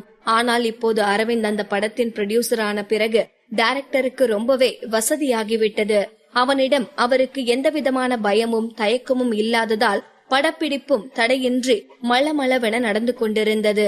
இனி அவர் எந்த இன்வெஸ்டரை பார்த்தும் பயப்பட தேவையில்லை. அரவிந்த் இந்த படத்தில் இன்வெஸ்ட் செய்திருக்கிறான் என்று தெரிந்ததும் நரேன் தனது மொத்த ஷேரையும் திருப்பி வாங்கி கொண்டு சென்று விட்டான். இப்போது இந்த படத்தை பொறுத்தவரை 70% ஷேர் அரவிந்திடம்தான் இருக்கிறது. மீதி 30% ஷேர் தீக்ஷியின் அண்ணன் தீபக்கிடம் இருக்கிறது. அவனும் அணுகுவதற்கு அவ்வளவு ஒன்றும் கடுமையானவன் இல்லை என்பதால் டைரக்டருக்கு எந்த பிரச்சனையும் இல்லை. சிறிது நேரம் இயல்பாக படப்பிடிப்பை பற்றி பேசிக் கொண்டிருந்த டைரக்டர் நண்பர்கள் இருவருக்கும் பாய் சொல்லிவிட்டு அடுத்த ஷூட்டிங்கிற்காக அங்கிருந்து சென்றார். அவருக்கு தலையசைத்து விடை கொடுத்த சஞ்சய், ஓகே அரவிந்த், நான் போய் ட்ரெஸ் சேஞ்ச் பண்ணிட்டு வரேன், நம்ம எங்கேயாச்சும் டின்னருக்கு போலாம் என்று சொல்லிவிட்டு தனது காஸ்டியூமை மாற்றுவதற்காக கேரவனுக்குள் சென்றான். அதன் பிறகு அரவிந்த் சாதாரணமாக அந்த படப்பிடிப்பு தளத்தை சுற்றி வந்து கொண்டிருக்க அவந்திகா மட்டும் மிகவும் பரபரப்பாகவே இருந்தாள். சிறிது நேரம் அமைதியாக இருந்தவள் ஏதோ சிறு குழந்தை போல் அரவிந்தின் கையை சுரண்டியவள், அரவிந்த், நம்ம எங்க டின்னர் சாப்பிட போறோம் என்று கேட்கவும் ஒரு நொடி தன் கையை திருப்பி தன் வாட்சில் மணி பார்த்த அரவிந்த், ஏன் அவந்திகா, உனக்கு பசிக்குதா என்ன என்றான் குழப்பமாக. கேட்டதுக்கு மட்டும் பதில் சொல்லுங்க அரவிந்த், நாம எங்க சாப்பிட போறோம் என்றாள் கோபமாக. அவள் ஏன் கோபப்படுகிறாள் என்று தெரியாமல் பேந்த விழித்த அரவிந்த், எங்க போலாம், ஏதாவது ஒரு பிரைவேட் ரெஸ்டாரண்ட்டுக்கு தான் போகணும் என்று அவன் பதில் அளிக்கவும் தன் இடுப்பில் கை வைத்த அவந்திகா, பிரைவேட் ரெஸ்டாரண்ட்டுக்கு போகாம நீங்களும் உங்க ஃப்ரெண்டும் கையேந்தி பவன்லயா சாப்பிட முடியும்? எந்த ஹோட்டல்னு கேட்டா எக்ஸாக்டா பேரை சொல்லணும் என்றாள் மீண்டும் கோபமாக. ஹே அவந்திகா, இவ்ளோ நேரம் நல்லா தானே இருந்த, அதுக்குள்ள என்னாச்சு? சரி சரி, ஓகே கூல். இந்த லைன்ல இருக்க எல்லா ரெஸ்டாரண்ட்டுமே காஸ்ட்லியா நல்ல குவாலிட்டியா தான் இருக்கும். எனக்கு இங்க இருக்க பார்பிக்யூ ரெஸ்டாரண்ட் டேஸ்ட் ரொம்பவே பிடிக்கும், அங்க போலாம் என்றான். ஓகே ஓகே ஓகே என்று கேட்டுக்கொண்ட அவந்திகா அதற்கு மேல் அரவிந்திடம் எந்த கேள்வியும் கேட்டு அவனை நச்சரிக்காமல் இருக்கவும், அரவிந்திற்கு இன்று அவந்திகா நடந்து கொள்ளும் அனைத்தும் மிகவும் விசித்திரமாக இருந்தது. ஆனால் அதை கேட்டு மீண்டும் அவளிடம் திட்டு வாங்க அவன் தயாராக இல்லை என்றால் அமைதியாக அந்த படப்பிடிப்பு தளத்தை சுற்றி கொண்டிருந்தான். அவந்திகாவும் அரவிந்த் கவனிக்காத நேரமாக பார்த்து, இன்னும் கொஞ்ச நேரத்துல பார்பிக்யூ ரெஸ்டாரண்ட்ல மீட் பண்ணலாம் என்று தீக்ஷிக்கு மெசேஜ் அனுப்பிவிட்டு அரவிந்தோடு அந்த இடத்தை சுற்றி பார்த்து கொண்டிருந்தாள். சஞ்சய் ஒரு வழியாக மேக்கப் அனைத்தையும் களைத்து முடிப்பதற்கு அரை மணி நேரத்திற்கு மேலாக ஆனது. அதன் பிறகு அவர்கள் அரவிந்த் சொன்னது போல் பார்பிக்யூ ரெஸ்டாரண்ட் சென்ற போது நீண்ட நேரமாக அங்கு காத்திருந்த தீக்ஷி ஏதோ அப்போதுதான் உள்ளே செல்வது போல் அவர்களுக்கு முன்னால் உள்ளே சென்றாள். பின்னால் இருந்து தீக்ஷியை பார்த்த அவந்திகா, ஹேய் தீக்ஷி, நீயா? எவ்வளவு நாளைக்கு அப்புறம் உன்னை பாக்குறேன். நீ எங்க இங்க சாப்பிட வந்தியா? நாங்களும் சாப்பிடத்தான் வந்தோம், வாயே எங்க கூட சேர்ந்து சாப்பிடலாம் என்று அவள் கையை பிடித்து தன் அருகே இழுத்தாள். இதையெல்லாம் பார்த்து கொண்டிருந்த அரவிந்த் கண்கள் விரிய அவந்திகாவை பார்த்தான். இங்கு தீக்ஷியோ அவந்திகாவிற்கு ஒரு படி மேலாக சென்று, wow Avantika madam, what a pleasant surprise, எப்படி இருக்கீங்க, எப்போ டெல்லிக்கு வந்தீங்க என்று பேச ஆரம்பித்தாள். இருவரும் நடிக்கிறார்கள் என்பது ஒரு துளி கூட தெரியாமல் ரியல் டைம் பெர்ஃபார்மன்ஸ் செய்து கொண்டிருக்க இவர்களை பார்த்து அரவிந்த் தான் வாயடைத்து போனான். அட பாவிங்களா, ஒரு மணி நேரத்துக்கு முன்னதான் கூட வந்தவனையே மறந்துட்டு ஊரு கதை உலக கதையெல்லாம் பேசிட்டு இருந்தீங்க. இப்ப என்னடானா ஒரே நேரத்துல அம்னீஷியா வந்த மாதிரி இவ்ளோ ஆக்ஷன் போடுறீங்களே. உண்மையிலே எனக்கும் சஞ்சய்க்கும் பதிலா நீங்க 2 பேரும் தான் சினிமா இண்டஸ்ட்ரியில இருந்திருக்கணும் என்று தனக்குத்தானே பேசிக்கொண்டவன் தன் திகைப்பை வெளியே காட்டாமல் அமைதியாக அங்கு அரங்கேறி கொண்டிருக்கும் நாடகத்தை பார்த்து கொண்டிருந்தான். அதுவரை அவர்களோடு வந்து கொண்டிருந்த சஞ்சய் தீக்ஷியை பார்த்ததும் ஒரு அடி பின்னால் சென்று தயங்கி நின்றான். அவந்திகா தீக்ஷியை டின்னருக்கு அழைத்த பிறகு அவனால் அவளை வேண்டாம் என்று சொல்ல முடியாது. எதுவும் செய்ய முடியாத நிலையில் அமைதியாக அவர்களை தொடர்ந்து பிரைவேட் ரூமிற்கு சென்றான். சட்டென சஞ்சயின் முகமாற்றத்தை கவனித்த அவந்திகாவிற்கு தீக்ஷி சொன்னதன் பொருள் இப்போது புரிந்தது. அவர்கள் சென்ற பிரைவேட் அறை மிகவும் ஆடம்பரமானது இல்லை என்பதால் அதில் 2 சோஃபாக்களும் அதற்கு நடுவே ஒரு டேபிளும் மட்டும்தான் போடப்பட்டிருந்தது. அரவிந்த் சஞ்சயோடு அமரப்போக வேகமாக அவன் கையை பிடித்து இழுத்த அவந்திகா தன்னோடு அமர வைத்தாள். இப்போது சஞ்சய்க்கு வேறு வழி இல்லை, அவன் தீக்ஷியோடு தான் அமர வேண்டும். அவந்திகா முன்னாலும் அரவிந்த் முன்னாலும் தன் வெறுப்பை காட்ட விரும்பாத சஞ்சய் தீக்ஷியின் அருகே அமர்ந்தான். ஆனால் அவர்களுக்கு நடுவே இன்னும் ஒரு நபர் தாராளமாக அமரும் அளவிற்கு இடைவெளி இருந்தது. இதை பார்த்த அரவிந்தின் உதடுகள் லேசாக சிரிப்பை வெளிப்படுத்தியது. சற்று நேரத்திற்கு முன்னால் எந்த ஹோட்டல் என்று கேட்டு அவந்திகா நச்சரித்ததும் இப்போது அவளும் தீக்ஷியும் அரங்கேற்றிய நாடகமும் அவன் கண் முன்னால் வந்து போனது. அதை அவள் ஏன் செய்தாள் என்பதும் அவனுக்கு புரிந்தது. சஞ்சயிடம் தீக்ஷி ஏதோ பேசலாம் என்று வரும்போது சஞ்சய் சட்டென முகத்தை திருப்பிக் கொண்டதும் தீக்ஷியின் முகம் சட்டென வாடி போனது. இதை பார்த்த அவந்திகா அரவிந்தின் கைகளை சுரண்டி, ஆனாலும் உங்க ஃப்ரெண்டு ரொம்பத்தான் சீன் போடுறாரு என்று அவனுக்கு மட்டுமே கேட்கும் குரலில் ஏதோ ரகசியம் சொல்வது போல் சொன்னாள். இதற்கும் எனக்கும் எந்த சம்பந்தமும் இல்லை என்பது போல் தோள்களை குலுக்கிய அரவிந்த் படப்பிடிப்பை பற்றியும் இப்போது சஞ்சய் நடித்துக் கொண்டிருக்கும் அந்த ரோலை பற்றியும் சஞ்சயோடு தீவிரமாக விவாதிக்க தொடங்கினான். இருவரும் ஏதோ பிசினஸ் பேசுவது போல் பேசிக் கொண்டிருக்க தீக்ஷியும் அவந்திகாவும் கொட்டாவி விட்டுக் கொண்டு அவர்கள் பேசுவதை கேட்டுக்கொண்டிருந்தார்கள். நல்ல வேளையாக இருவரும் தூங்கி விழுவதற்கு முன்னால் அங்கு வந்த சர்வர் பெண் அவர்கள் நால்வருக்கும் சூப்பை பரிமாறினாள். பாகம் 380. அரவிந்தும் சஞ்சயும் தீவிரமாக படப்பிடிப்பை பற்றி பேசிக் கொண்டிருக்க தூங்கி வழிந்து கொண்டிருந்த அவந்திகாவையும் தீக்ஷியையும் காப்பாற்றும் விதமாக அவர்களுக்காக சூப்பை எடுத்து வந்தாள் பணிப்பெண். அந்த சர்வர் சூப்பை வைத்துக் கொண்டிருக்கும் போது கூட அரவிந்தும் சஞ்சயும் பேசிக்கொண்டுதான் இருந்தார்கள். இப்போது போர்க்கை எடுத்து அரவிந்தின் கையை குத்திய அவந்திகா, அரவிந்த் என்கிட்ட பேசுங்க என்றாள். சட்டென பேசுவதை நிறுத்திவிட்டு அவளை திகைப்போடு பார்த்து கொண்டிருந்தான் அரவிந்த். அதே நேரம் இங்கு தீக்ஷி சஞ்சயோடு பேசலாம் என்று ஆரம்பிக்கும் போது சட்டென கேர்ஃபுல் என்று அவந்திகாவின் குரல் கேட்டது. சரியாக அதே நேரம் சஞ்சய் தீக்ஷியின் தோள்களை பிடித்து இழுத்து தன் மார்போடு சேர்த்து அணைத்திருந்தான். அவன் கண்கள் அந்த சர்வரை எரித்து விடுவது போல் கோபமாக பார்த்து கொண்டிருந்தது. ஒரு நொடி தீக்ஷிக்கு என்ன நடக்கிறது என்றே தெரியவில்லை. அவள் தன்னுடைய ஹீரோவின் மார்பில் தலை சாய்த்திருக்கிறாள். இப்போது அவள் நாசிகளில் சஞ்சயின் சென்ட் வாசம் நிறைந்து கொண்டிருக்கிறது. ஏன் சட்டென சஞ்சய் தன்னை அணைத்தான் என்று புரியாத தீக்ஷி அவன் அணைப்பிலேயே இருக்க, ஐம் சாரி சாரி என்று பதற்றமாக சொன்ன அந்த சர்வர் தீக்ஷியை பார்த்து, மிஸ் ஐ யூ ஓகே என்றாள். இப்போதுதான் என்ன நடந்தது என்றே தீக்ஷிக்கு புரிந்தது. அந்த பெண் தெரியாமல் தீக்ஷியின் மீது சூப்பை கொட்டுவது போல் வரவும் அவளை காக்கத்தான் சஞ்சய் தன்னை அணைத்திருக்கிறான் என்று இன்னும் சற்று நேரம் அவளது ஹீரோவின் அணைப்பில் சுகமாக இருக்க வேண்டும் என்றுதான் அவளுக்கு தோன்றியது. ஆனால் என்ன செய்ய, இருக்கும் சுற்றுப்புறத்தை உணர்ந்து சட்டென நிமிர்ந்து உட்கார்ந்து தன் தொண்டையை செருமியவள் அந்த சர்வரை பார்த்து இட்ஸ் ஓகே என்றாள். உண்மையில் அந்த சூப் ஒன்றும் அவ்வளவு சூடாக இல்லை. அது தீக்ஷியின் மீது ஊற்றி இருந்தால் கூட அது அவளுக்கு பெரிதாக பாதிப்பை ஏற்படுத்தாது. ஆனால் சஞ்சய் தான் மிகவும் பயந்திருந்தான். இப்போதும் தீக்ஷியை அணைத்திருந்த அவன் கைகளை மிகவும் சிரமப்பட்டு அவள் மீது இருந்து அகற்றினான். ஏதோ ஒரு நொடிக்கு முன் அவன் கை அவன் கட்டுப்பாட்டில் இல்லாதது போல் அவனுக்கு தோன்றியது. தன் கைகளை அவன் முறைத்து பார்த்து கொண்டிருக்க, தேங்க்யூ சஞ்சய் என்று தீக்ஷியின் மெல்லிய குரல் அவன் காதுகளில் கேட்டது.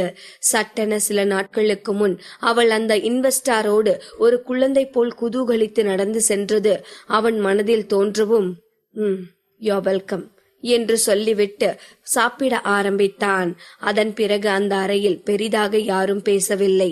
சாப்பிட்டு முடித்து அனைவரும் வெளியே வந்த நேரம் அரவிந்தின் கையை பிடித்து இழுத்த அவந்திகா, அரவிந்த் இன்னைக்கு வானம் ரொம்ப அழகா இருக்குல்ல, நம்ம பொறுமையா இந்த அழகை ரசிச்சுட்டே போலாமே என்றாள். அரவிந்த் நிமிர்ந்து ஆகாயத்தை பார்த்தான். இருள் பூசி இருந்த வானத்தில் இன்று நிலாவும் நட்சத்திரமும் கூட இல்லை.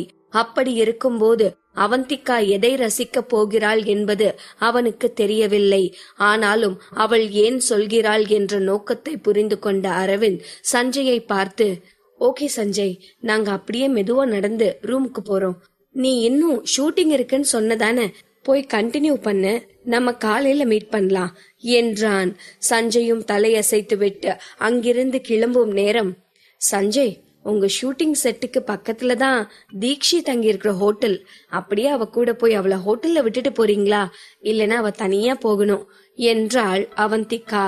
ஒரு பெருமூச்சு விட்ட சஞ்சய் வேறு வழியின்றி ஓகே அவந்திகா என்றான். இப்போது அரவிந்தும் அவந்திகாவும் அந்த இடத்தை விட்டு செல்லவும் தீக்ஷியும் சஞ்சயும் பிலிம் செட்டை நோக்கி நடந்தார்கள். சில நொடி அமைதியாக வந்த தீக்ஷி ஒரு நொடி கண்களை மூடி தன்னைத்தானே அசுவாசப்படுத்தி கொண்டவள், சஞ்சய் எவ்வளவு நாள் நீங்க சிங்கிளாவே இருப்பீங்க, உங்களுக்கும் ஒரு கேர்ள் ஃப்ரெண்ட் வேணாமா என்றாள். புருவத்தை சுருக்கி சஞ்சய் அவளை பார்த்து கொண்டிருக்க, வாழ்க்கையில் முதலாக ஒருவனுக்கு தீக்ஷி ப்ரப்போஸ் செய்கிறாள். அவளுக்கு உண்மையில் என்ன சொல்ல வேண்டும், எப்படி ஆரம்பிக்க வேண்டும் என்றே தெரியவில்லை. என்றைக்கும் இல்லாமல் அவள் இதயம் வேகமாக துடிக்க ஆரம்பித்தது. அவள் கைகள் வியர்த்து கொட்டியது. தன் கைகளை இறுக மூடியவள், சஞ்சய் எனக்கு உங்களை பிடிச்சிருக்கு, ஐ திங்க் நான் உங்களை லவ் பண்றேன்னு நினைக்கிறேன் என்று சட்டென தன் மனதில் தோன்றியதை சொல்லி முடித்தவள் படபடப்போடு சஞ்சயை பார்த்து கொண்டிருந்தாள். சஞ்சயும் அதிர்ந்து போய் என்ன சொல்வது என்று தெரியாமல் அப்படியே உறைந்து நின்றான். அவன் வாழ்க்கையில் முதலாக ஒரு பெண் அவளாக வந்து அவனுக்கு ப்ரப்போஸ் செய்திருக்கிறாள். உண்மையில் இதற்கு எப்படி ரியாக்ட் செய்வது என்று அவனுக்கு தெரியவில்லை. அதே நேரம் சஞ்சய் பதில் சொல்லாமல் கடத்தும் ஒவ்வொரு நொடியும் தீக்ஷிக்கு ஒரு யுகமாக கடந்து சென்றது. சஞ்சய் சரி என்று சொல்வானா இல்லை இவளை மறுப்பானா என்று அவள் உள்ளம் துடித்துக் கொண்டிருந்தது. இந்த நேரம் வேகமாக ஓட வேண்டும் என்று ஒரு நொடியும், அப்படியே நேரம் உறைந்துவிட வேண்டும் என்று ஒரு நொடியும் தீக்ஷியை போட்டு வதைத்து கொண்டிருக்க 2 நிமிட அமைதிக்கு பின், இல்ல எனக்கு புரியல, என்ன சொன்ன என்று சஞ்சய் தீக்ஷியிடம் கேட்கவும், நான் ஏதாவது தப்பா சொல்லிட்டேனோ, என்ன இதை விட ஸ்ட்ரைட் ஃபார்வர்டா வேற எப்படி ப்ரப்போஸ் பண்ணுவாங்க என்று யோசித்த தீக்ஷி நிமிர்ந்து சஞ்சயின் கண்களை நேராக பார்த்து, ஐ லவ் யூ சஞ்சய் என்றாள். வெறும் 3 வார்த்தைகள்தான். ஆனால் இதை சொல்லும் போதே அவள் முகம் ரோஜா நிறத்தில் சிவந்து போனது. சஞ்சய் இப்போதும் அவளை திகைப்பாக பார்த்து கொண்டிருக்க, தீக்ஷி கூல் டவுன், இப்போ சஞ்சய் உன்னை ரிஜெக்ட் பண்ணினாலும் நீ அவனை விட போறதில்ல என்று தனக்குத்தானே ஆறுதல் சொல்லிக் கொண்டிருந்தாள். நீண்ட நேர அமைதிக்கு பின் சஞ்சயின் முகத்தில் இருந்த திகைப்பு கொஞ்சம் கொஞ்சமாக மறைந்து அவள் முகம் இருண்டது. அவன் முகத்தை பார்த்து அவன் என்ன சொல்ல போகிறான் என்பதை யூகித்த தீக்ஷி அதை அவன் வாயால் கேட்க விரும்பாமல், சஞ்சய் இன்னைக்கு இந்த வானம் ரொம்ப அழகா இருக்குல்ல என்று டாபிக்கை மாற்ற முயற்சித்தாள். ஆனால் அவளை கூர்மையாக பார்த்த சஞ்சய், சாரி, இப்போதைக்கு நான் யாரையும் லவ் பண்ற ஐடியால இல்ல என்றான். அவ்வளவுதான். சட்டன தீக்ஷியின் கண்களில் நீர் கோர்த்தது. அவளுக்கு என்ன சொல்வது என்றே தெரியவில்லை. இத்தனை நாட்களாக தான் எதற்கும் கலங்காத தைரியமான பெண் என்று தீக்ஷி நினைத்திருந்தாள். ஆனால் இப்போதுதான் ஒரு நிராகரிப்பு எவ்வளவு வேதனை அளிக்கும் என்பது அவளுக்கு புரிந்தது. இருந்தாலும் சஞ்சய் முன்னால் அவள் கண்ணீரை வெளிப்படுத்த விரும்பவில்லை. அவன் அவளை நிராகரித்திருந்தாலும் அவனை அவளால் வெறுக்கவும் முடியவில்லை. கஷ்டப்பட்டு புன்னகையை வரவழைத்துக் கொண்டவள், இட்ஸ் ஓகே சஞ்சய், இப்போதைக்கு தானே உங்களுக்கு லவ் பண்ற ஐடியா இல்ல, பட் எப்ப லவ் பண்ற ஐடியா வருதோ அப்ப சொல்லுங்க, நான் வெயிட் பண்றேன் என்றாள். இதை சொல்லி முடித்த பின்பு அவளுக்கு கதறி அழ வேண்டும் போல் இருந்தது. தீக்ஷியின் முகத்தை பார்த்த சஞ்சயால் அவள் எவ்வளவு வேதனையில் இருக்கிறாள் என்பதை தெளிவாக புரிந்து கொள்ள முடிந்தது. இப்போது அவளை எப்படி சமாதானப்படுத்துவது, அவள் சொன்னதற்கு என்ன பதில் சொல்வது, இப்படி எதுவும் தெரியாமல், ஓகே ஐடியா வந்தா சொல்றேன் என்றான். இதுவரை அவன் கண்களில் முட்டிக்கொண்டு நின்ற கண்ணீர் இப்போது இமை தாண்டி வெளிவர துடித்துக் கொண்டிருந்தது.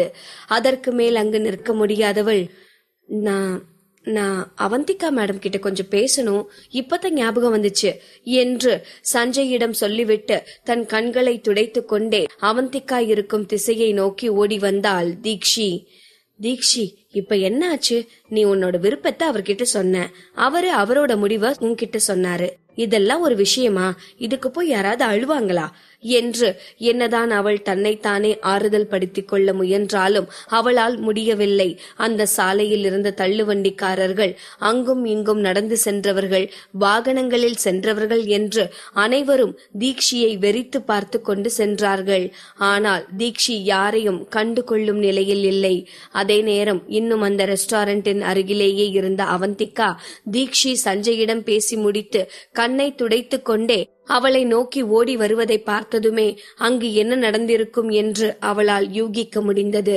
வேகமாக முன்னே சென்ற அவந்திகா தன்னை நோக்கி வந்த தீக்ஷியை ஆறுதலாக அப்படியே கட்டி அணைத்து கொண்டாள்.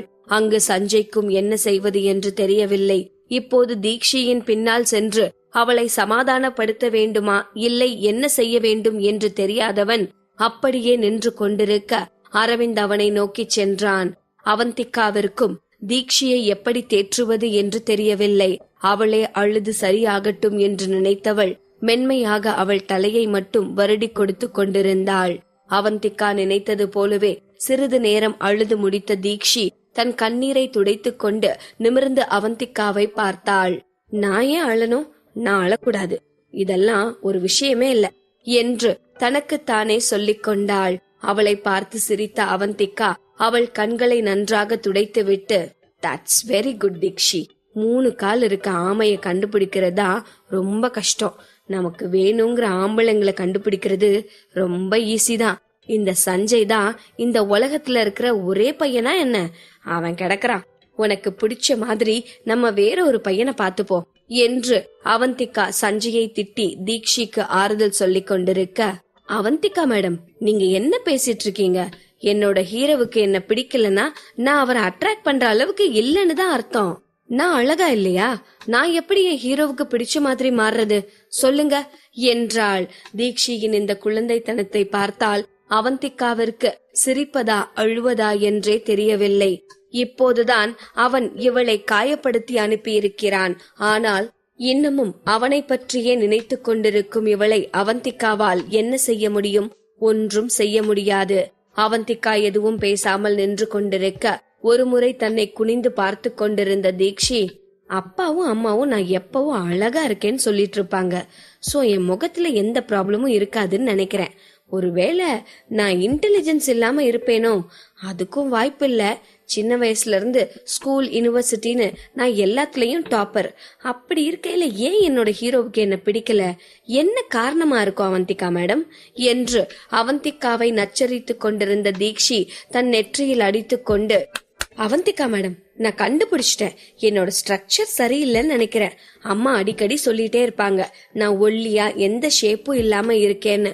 இப்படி இருந்தா பசங்களுக்கு பிடிக்காதுன்னு இப்போ அவங்க சொன்னது கரெக்ட் ஆகிருச்சு என்று தீக்ஷி சொல்லிக் கொண்டிருக்க அவந்திகா கண்களை விரித்து தீக்ஷியை மேலிருந்து கீழ் வரை பார்த்தாள். அனைத்தும் இருக்க வேண்டிய இடத்தில் இருக்க வேண்டிய அளவில் சரியாகத்தான் இருந்தது. அவளை பார்த்தால் எந்த ஒரு ஆணுக்கும் ஆசை வரும்தான்.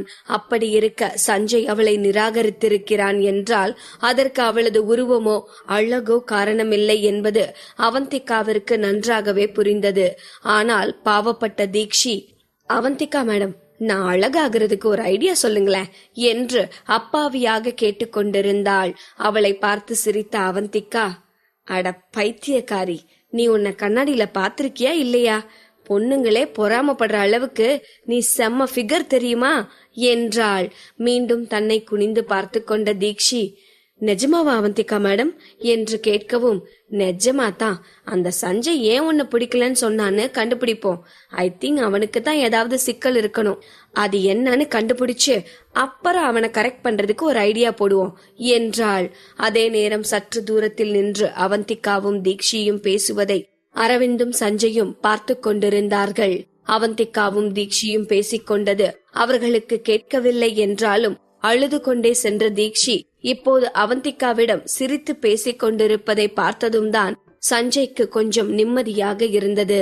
சஞ்சயின் தோளில் கை போட்ட அரவிந்த், டே சஞ்சய், உனக்கு தீக்ஷிய பிடிச்சிருக்குன்னு பார்த்தாவே நல்லா தெரியுது. அப்புறம் எதுக்கு அந்த பொண்ணை ரிஜெக்ட் பண்ணி அழ வச்சிட்டு இருக்க என்றான் கொஞ்சம் கடுமையான குரலில். அரவிந்தை பார்க்காமல் எங்கேயோ வெறித்து பார்த்த சஞ்சய், எனக்குத்தான் தலையெழுத்து, நான் இப்படி இருக்கேன். என்ன காதலிக்கிறாங்கிற ஒரே காரணத்துக்காக அவளும் அவமானப்படணுமா என்ன என்றான். கண்டிப்பாக அரவிந்த் சஞ்சயிடமிருந்து இந்த பதிலை எதிர்பார்க்கவில்லை. அவன் அப்படியே அதிர்ந்து போனான். அப்போ இதுக்காகத்தான் நீ தீக்ஷிய லவ் பண்ணியும் அவளை வேணான்னு ரிஜெக்ட் பண்ணனியா என்றான். சஞ்சய் மௌனமாக தலையசைக்கவும், அப்படின்னா நீ ஒரு முட்டாள் சஞ்சய், நீயே தான் எப்பவும் உன்னை தாழ்த்திக்கிற என்றான் அரவிந்த் கோபமாக. அவனை பார்த்து விரக்தியாக புன்னகைத்த சஞ்சய், அரவிந்த், என்னதான் ஆனாலும் நான் முறைகேடா பிறந்தவங்கிற உண்மை எப்பவும் மாறப்போறதில்ல. என் வாழ்க்கையில நான் எப்பவும் வெளிச்சத்தை பார்த்ததில்ல. ஆனா தீக்ஷி அப்படி இல்ல. அவ ஒரு பட்டாம்பூச்சி மாதிரி சந்தோஷமா வாழ்ந்துட்டு இருக்கா. என்ன காதலிச்சு கல்யாணம் பண்ணி அவளும் என் கூட சேர்ந்து மத்தவங்க கேவலமா பேசுறதெல்லாம் கேட்க வேணாம். இப்ப நான் ரிஜெக்ட் பண்ணினது அவளுக்கு கஷ்டமா இருக்கலாம். ஆனா அவளுக்கு என்னை விட எல்லா வகையிலையும் பெட்டரா ஒருத்தன் கிடைப்பான் என்று சொன்ன சஞ்சயின் பார்வை தூரத்தில் சிரித்து கொண்டிருந்த தீக்ஷியை ஏக்கத்தோடு தீண்டியது.